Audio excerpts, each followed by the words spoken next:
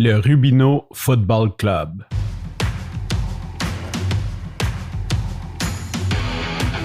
Il aime le code.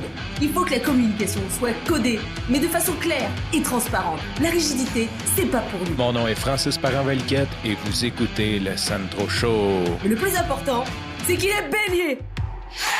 Ne me méprends pas, je n'essaie pas de faire une liaison ou un amalgame douteux entre deux familles italiennes. Dans Les Sopranos, ma citation préférée, c'était Tony Soprano quand il donne un titre de capot à son cousin. Il dit « Fais attention à ce que tu souhaites, ça pourrait arriver. » Et pourquoi je dis ça, c'est que depuis plusieurs années, je vois des gens, des adultes, partir avec un ballon de soccer. Généralement, c'est loin d'être du racisme, c'est juste un fait. Généralement, c'est des gens de d'autres cultures, des Arabes, des Italiens, des Noirs. Et je trouve ça beau, l'énergie de voir une gang de chums avec un ballon de soccer qui s'en vont avoir du plaisir dans un parc. On dirait que c'est l'essence de la vie, c'est l'essence de l'humain qu'on est, d'aller jouer. C'est quelque chose de... En plus, le soccer, je ne veux pas dire que c'est simple, mais dans le sens que tu as une paire de running shoes et un ballon, puis tu es en business pour jouer. Tu n'as pas besoin de tant que ça.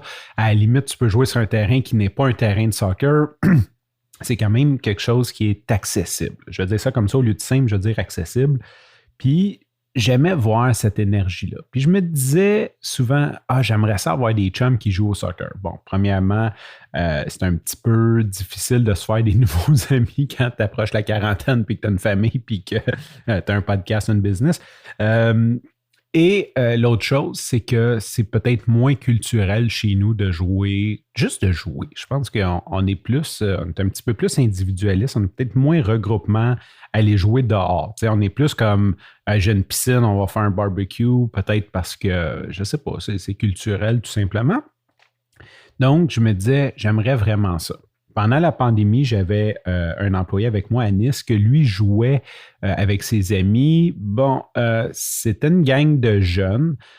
L'autre point, c'est que j'aurais aimé ça rentrer d'une équipe de soccer, mais j'ai jamais joué au soccer. Fait que c'est pas comme je rentre puis genre je suis une rockstar puis les gens sont contents de jouer avec moi. J'ai sûrement quelques petits traumatismes de l'école primaire et secondaire où quand on faisait des équipes, j'étais choisi le dernier. Tu sais, quand, mettons, là, t'es 14 enfants, là, puis là, t'as deux chefs, puis ils choisissent un après l'autre. Puis quand t'arrives en dernier, puis que là, le gars qui est supposé de t'apprendre dans son équipe, il dit à l'autre équipe, il dit, tu sais, prends-les, on va jouer 6 contre 8, c'est pas grave. Tu sais, ça donne pas super confiance en soi. Je suis rendu beaucoup plus loin que ça. J'ai travaillé sur moi beaucoup, j'en ai parlé. Ce que je suis est assez, puis c'est correct comme ça. Mais des fois, si tu rentres dans une équipe, peut-être que les gens sont plus sérieux, ils n'ont peut-être pas envie surtout quand ils ne te connaissent pas, que ce n'est pas des amis.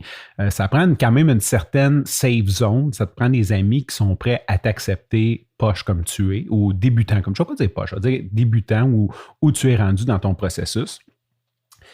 Donc, c'est comme ça que je travaille dans la vie. Hein. Je sème une graine, je souhaite quelque chose, je pense à quelque chose, puis je laisse ça aller, puis à un moment donné, ça se concrétise. Il y a un mois à peu près, comme tu dois savoir, je suis très près, je ne vais pas dire très impliqué mais je travaille et je me tiens avec la famille Rubino, les chaussures Rubino. Et ils ont lancé leur équipe de soccer qu'ils ont appelé amicalement le Rubino Football Club, Rubino FC, comme l'Impact Montreal FC, ce que je trouve vraiment cool comme nom d'ailleurs. Et en gros, ça partit un peu d'une initiative interne qu'ils ont dit « on va aller jouer au soccer un soir ». Puis là, c'est comme en train de prendre des proportions assez, je ne vais pas dire spectaculaires, mais c'est cool là, ce qu'ils font. Là, on loue le stade, ils louent le stade à côté du Taz pour pouvoir jouer intérieurement. C'était la première fois. Tu sais, avant, au début, c'était dans des terrains de soccer extérieurs. Là, ils parlent de se faire des vrais chandails d'équipe avec le nom et les numéros. Là. Tu sais, ça prend une autre ampleur. Tous les employés sont contents. Donc, les employés qui veulent bien participer, bien sûr, se rencontrent un soir par semaine pour jouer une game de soccer. Et j'ai dit, « Hey, je peux-tu y aller, moi? » Fait qu'ils m'ont dit, « Ben oui, ça serait cool. » Puis tout. Donc, j'ai eu une invitation. Fait que c'est pour ça que je disais, ne fais pas de lien douteux entre les Sopranos et les Rubino. C'était vraiment plus à côté, quand tu souhaites quelque chose, puis que tu laisses aller les choses, ça finit par revenir. Puis j'ai tellement d'exemples, ça fonctionne bien pour moi.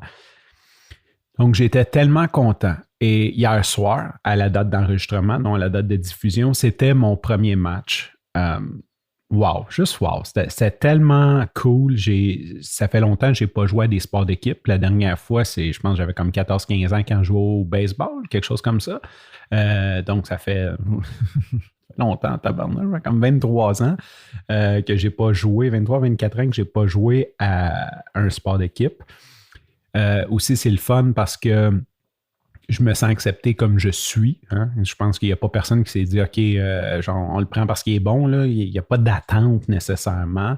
Je connais rien au soccer. Donc, ils m'ont dit « Mets-toi là. On a besoin du monde offensif-défensif. » J'ai compris que plus de gens veulent être offensifs. Donc, j'ai pris naturellement la place de défense. Et j'ai eu un très grand plaisir.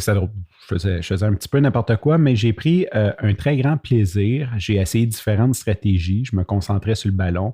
En dernier, j'ai décidé de... Tu sais, au début, je gardais un petit peu ma position, puis si le ballon arrivait dans ma position, essayer de déjouer les joueurs. En dernier, j'ai plutôt opté pour essayer de l'intercepter au milieu. Tu sais, comme de voir, OK, tel joueur fait une passe à tel joueur, je vais aller essayer de le pogner avant l'autre joueur. Ce qui a impliqué que je cours un peu plus.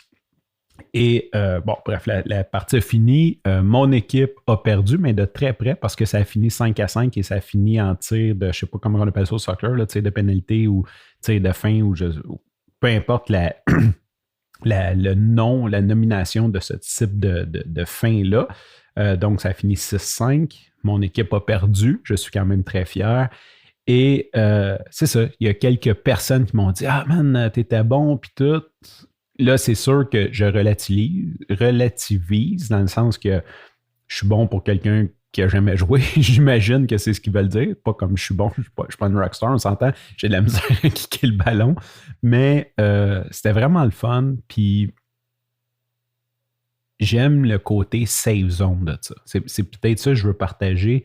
C'est vraiment cool d'avoir trouvé une équipe où j'ai pu m'intégrer, que je connais les gens, je connais tout le monde, je veux dire, vu que je travaille avec eux, et que je peux être aussi bon que je peux être, et c'est correct comme ça. Sur ce, je te remercie pour ton écoute. Je te dis à demain et bye bye.